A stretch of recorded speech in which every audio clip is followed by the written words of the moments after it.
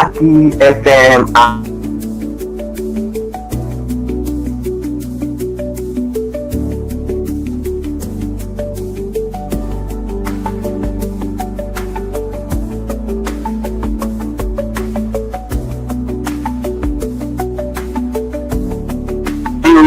On Maggie FM and TV, where faith meets the fact. Your trusted source of news with a Christian perspective. Maggie FM, your light in the airways. Stay informed. Stay inspired. This is Maggie FM News on Maggie FM and TV, where faith meets the fact. Your trusted source of news with a Christian perspective. Maggie FM, your light in the airways.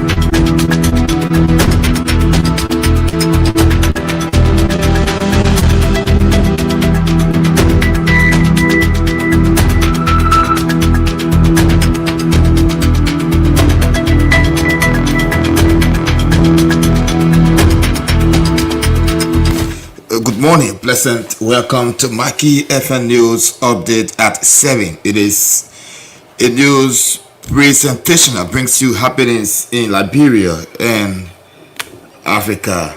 Today is Monday, the 10th day of March AD 2025. My name is Zika Vlule. Good morning.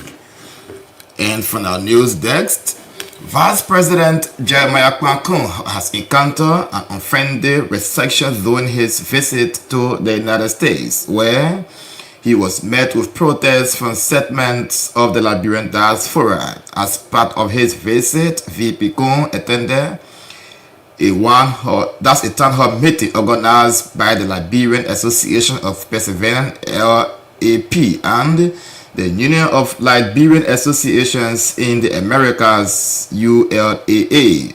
The event was intended to foster dialogue on national development, governance, peace, and security. However, tensions quickly escalated as some attendees held placards and chanted anti-government slogans, accusing the Unity Party-led government of failing to fulfill its campaign promises. The vice president, visibly unseated by the backlash, faced intense criticisms as attendees voiced frustration over allegations of human rights abuses, poor governance, and unkept promises. As witnesses described an atmosphere of anger and disappointment, with protesters calling for justice and accountability. As tensions mounted, it became clear that the discontent went beyond the specific governance raised, reflecting broader dissatisfaction with the Kun administration. The event highlights a growing rift between the Liberian government and its citizens, both at home and abroad, particularly on issues of justice, governance, and accountability. Neither LAP, ULAC, or the Vice President's office has issued a statement regarding the incident. VP Kun's trip to the U.S. marks his first significant visit and includes participation in the 10th Power African Summit held from March 6 to 7. The summit serves as a premium platform for advancing U.S.-Africa Summit partnership. Liberia International Christian College dedicates new nursing building to empower future healthcare professionals. On March 8, 2025, the Liberian International Christian College (LICC) in Ganta held a dedication ceremony for its newly constructed nursing building under the theme Empowering Future Healthcare Professionals Together. The event brought together community members, students, government officials, and leaders from the United Liberian Inland Church to celebrate this milestone. The facility was dedicated in honor of the late Reverend Kenneth Duna, whose influential efforts led to its establishment.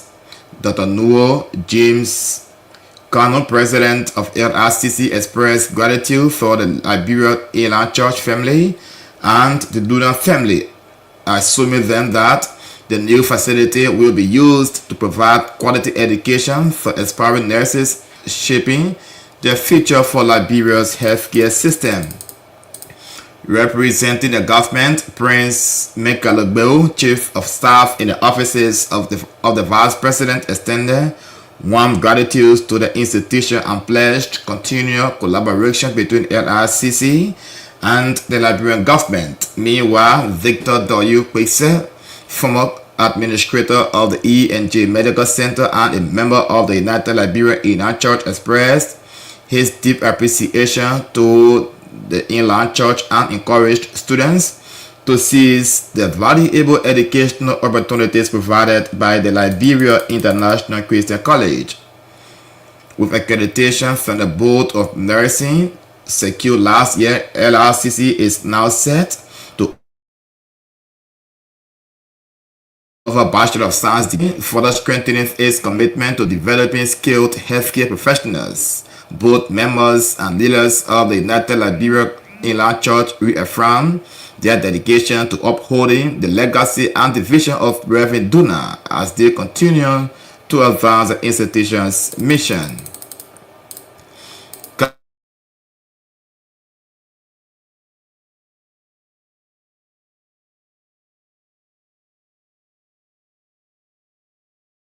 Consider Alexandria Anti-Corruption of the dedicated anti-corruption court to exhibit the hearing of the corruption-related cases. She made the appeal during a panel discussion at the Namot Liberia Summit for Democracy and Public Accountability.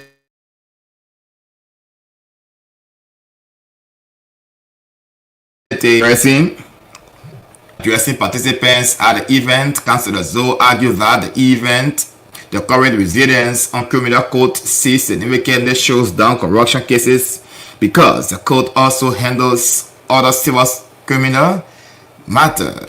She stressed that a specified anti-corruption court streamlines proceedings, securing the cases involving public officials and financial misconduct are addressed swiftly. According to her, backlog of cases at criminal court emphasizes that delays in adjudicating corruption cases undermine public trust and hinder the LCC abilities to enforce accountability. Establishing a court exclusively focused and focused on corruption, she noted, strengthens the Commission's ability to ensure and prosecute justice and recover misappropriated public funds. During her remarks, Councillor Zoe highlighted the LACC board mission to investigate and prosecute corruption while educating the public on its harmful impacts. She also spoke about the Commission's asset recovery efforts, planning the funds retrieved through legal action are returned to the government for public benefit.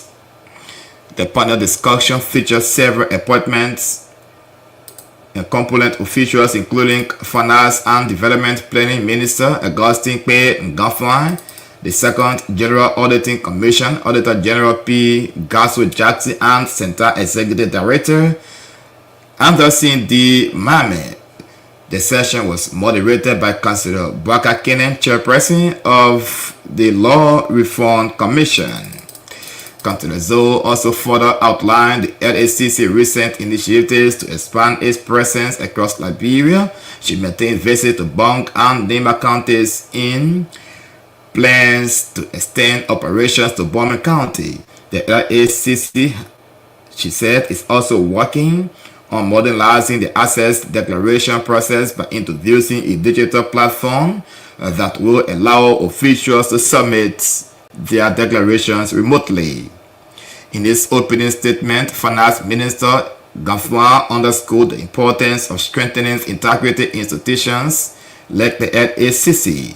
He described their work as essential to promoting transparency, curbing corruption, and ensuring that public resources are used responsibly.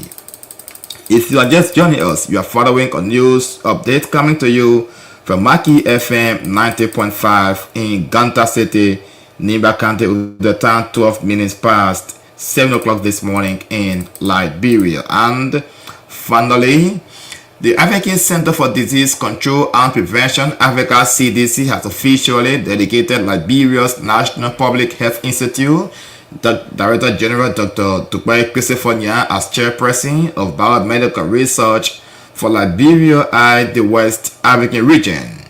In his role, Dr. Nyang, a globally renowned biomedical scientist and investor, will work with the Africa CDC National Coordinator, Dr. Bake Sanko, to identify research institutions in Liberia and the region. It shows that they have tools for an assessment and validation exercises aimed at gathering up with intensive research in genetic mapping of diseases during outbreak preparedness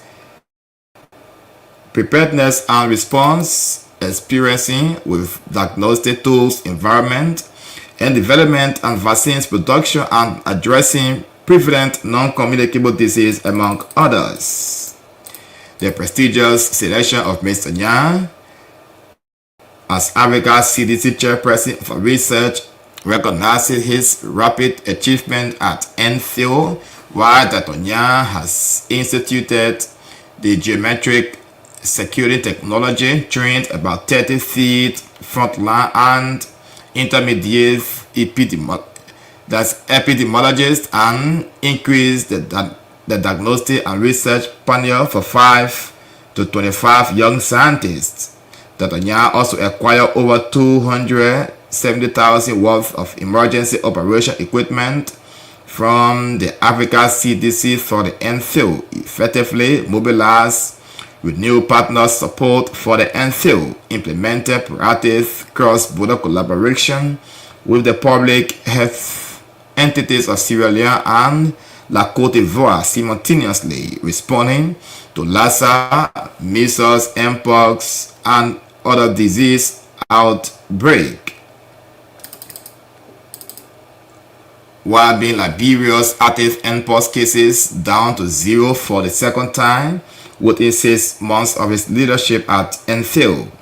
Country representatives of Africa CDC, US CDC, WHO, AFNet, and the National One Health Coordinator congratulated Dr. Nyang for the new role. And that's the news update this morning on Maggie FM 90.5. Remember, we are also live on Facebook, Maggie International Foundation Incorporated, and also on YouTube, Mackie's TV. Join us this evening for a news presentation at 8:30, at which time we bring you all of the latest happenings in Liberia, Africa, and the rest of our global village. On behalf of the news team at Maggie FM, my name is Zika, and we're bidding you a pleasant and God-blessed working Monday morning. Goodbye.